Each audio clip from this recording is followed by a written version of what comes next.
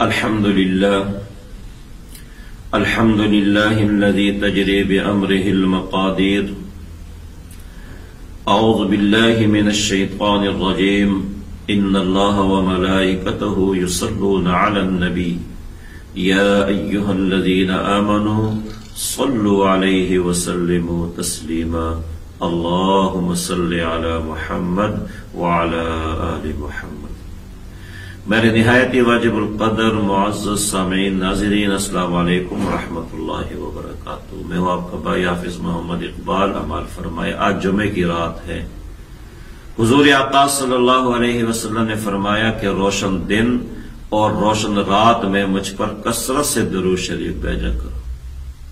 روشن دن میں، روشن رات میں. روشن رات سے مراد جمعے کی رات ہے اور روشن دن سے مراد جمعے کا دن ہے. درود شریف پڑھنا کوئی عام عبادت نہیں ہے.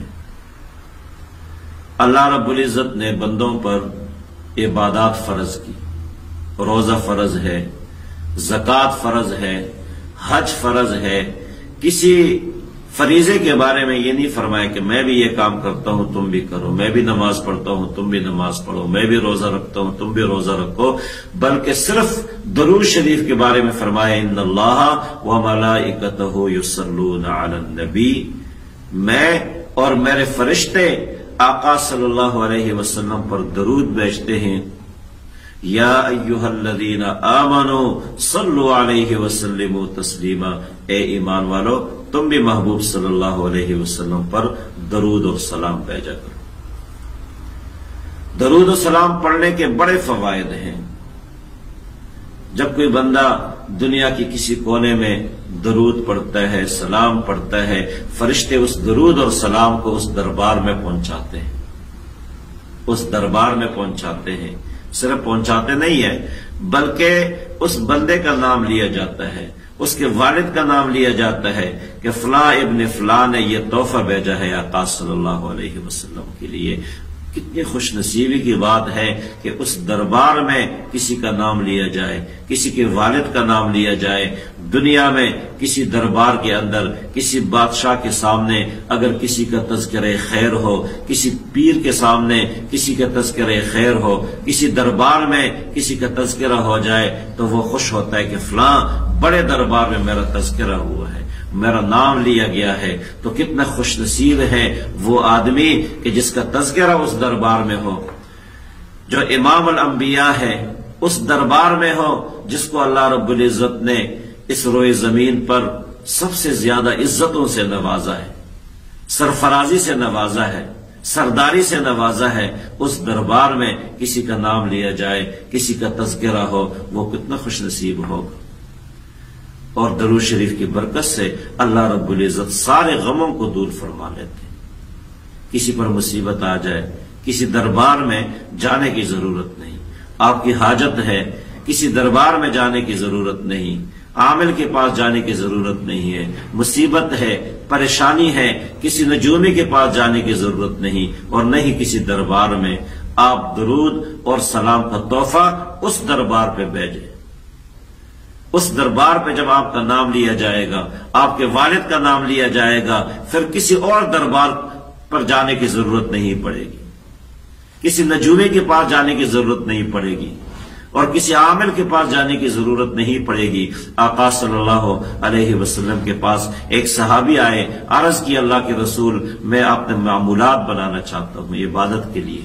فرائض کے علاوہ جو میرے وظائف ہیں اس کے لیے میں کوئی ٹائم متعین کرنا چاہتا ہوں، وقت متعین کرنا چاہتا ہوں، تو ان اوقات میں درود شریف کو کتنا وقت دے دوں؟ فرمایا کہ 1/3 دے دوں. آقا صلی اللہ علیہ وسلم فرمایا اگر زیادہ کرو تو اور بہتر ہوگا. اس نے کہا نصف وقت دے دوں. آپ نے فرمایا اس سے بھی زیادہ کر لو تو بہتر ہوگا. اس نے کہا کہ 3/3، اور پھر فرمایا کہ میں پورا وقت درود شریف کو دے دوں. یعنی جو میں نے معمولات ترتیب دینی ہے وظائف کے لیے اور دیگر اعمال کے لیے، اس میں اگر پورا وقت درود شریف کو دے دوں، باقی اعمال باقی وظائف کو چھوڑ دوں، تو آقا صلی اللہ علیہ وسلم نے فرمایا اگر آپ ایسے کریں گے تو یہ درود شریف پڑھنا تیرے لیے تمام غموں سے دوری کا ذریعہ ہے، تمام غموں سے اور فکروں سے آزادی کا ذریعہ ہے۔ تو اس لیے اگر کوئی غم ہے، کوئی فکر ہے، کوئی تکلیف ہے، کوئی مشقت ہے، تو آپ اس دربار پہ درود اور سلام کا تحفہ بھیجیں۔ اس دربار پہ جب درود و سلام کا تحفہ جائے گا، سارے غم ختم ہو جائیں گے۔ اگر آپ کے کام ہے، راستے بند ہیں، دروازے بند ہیں، آپ درود شریف کو اپنا معمول بنا لیں، راستے کشادہ ہو جائیں گے، بند دروازے آپ کے لیے کھل جائیں گے۔ آپ فکر مند ہیں، بے سکونی ہے، آپ درود شریف کو اپنا معمول بنا لیں، بے سکونی ختم ہو جائے گی۔ اور سب سے بڑا فائدہ دنیا میں یہ بھی ہے کہ درود شریف پڑھنے والے کو اللہ رب العزت آقا صلی اللہ علیہ وسلم کی زیارت کراتے ہیں، خواب میں زیارت۔ اور کسی بندے کو خواب میں آقا صلی اللہ علیہ وسلم کی زیارت ہو جائے تو حضور آقا صلی اللہ علیہ وسلم نے فرمایا کہ جس نے مجھے دیکھا اس نے یقیناً مجھے ہی دیکھ لیا ہے، کیونکہ میری صورت میں شیطان نہیں آ سکتا۔ اور اس سے بڑھ کر یہ ہے، میں نے ایسے لوگوں کو دیکھا جو فقیر ہیں ہماری طرح، کچھ بھی ان کے پاس نہیں ہے دنیا میں، اس کے باوجود بھی وہ بار بار آقا کے دربار پہ حاضری دیتے ہیں، بار بار اللہ رب العزت ان کو اپنے گھر بلاتے ہیں، اپنے حبیب صلی اللہ علیہ وسلم کے مزار پہ بلاتے ہیں۔ میں نے ایک سے پوچھا آپ کے پاس ہے؟ کچھ بھی نہیں ہے، ہر سال میں کئی بار آ جاتے ہیں۔ تو اس نے مجھے بتایا کہ میں تو درود شریف پڑھتا ہوں، درود شریف کو اپنا معمول بنا دیا ہے۔ جب سے میں نے درود شریف کو معمول بنایا ہے، میری دنیا کی ساری فکریں ختم ہو گئی ہیں، غم ختم ہو گئے، اور بار بار اللہ رب العزت مجھے آقا صلی اللہ علیہ وسلم کی دربار اور مزار کی زیارت نصیب فرماتے ہیں۔ یہ تو دنیا کے فوائد ہیں۔ مرنے کے بعد آقا صلی اللہ علیہ وسلم کی شفاعت نصیب ہوگی۔ تو درود شریف کو اپنا معمول بنا لو۔ آج جمعے کی رات ہے، جمعے کی رات کثرت سے درود شریف کو معمول بناؤ۔ ویسے تو پوری زندگی کا معمول بنائے، روزانہ ایک وقت ایسے متعین کر لے کہ جس میں انسان پہلے توبہ استغفار کر لے، اپنے کانوں کو بھی گناہوں سے پاک کر لے، زبان سے بھی پاک کر لے، ظاہر کو بھی پاک کر لے، باطن کو بھی پاک کر لے، خوشبو لگا لے، باوضو ہو کر قبلہ رخ ہو کر درود شریف کو اپنا معمول بنا لے۔ 10 بار پڑھے اہتمام کے ساتھ، 20 بار پڑھے، 500 بار پڑھے۔ اگر آپ صلی اللہ علیہ وسلم پڑھتے ہیں، صلی اللہ علیہ وسلم، یہ مکمل درود بھی ہے اور سلام بھی ہے۔ اس جملے میں صلی اللہ علیہ وآلہ وسلم میں مکمل درود بھی ہے اور سلام بھی ہے۔ تو صلی اللہ علیہ وآلہ وسلم آدھے گھنٹے میں، 25 منٹ میں، 15 منٹ میں انسان 500 مرتبہ پڑھ سکتا ہے۔ اور ایک مرتبہ درود اور سلام پڑھنے پر کم سے کم 40 فوائد ہے، کم سے کم 40 فوائد درود پر اور 40 فوائد سلام پر۔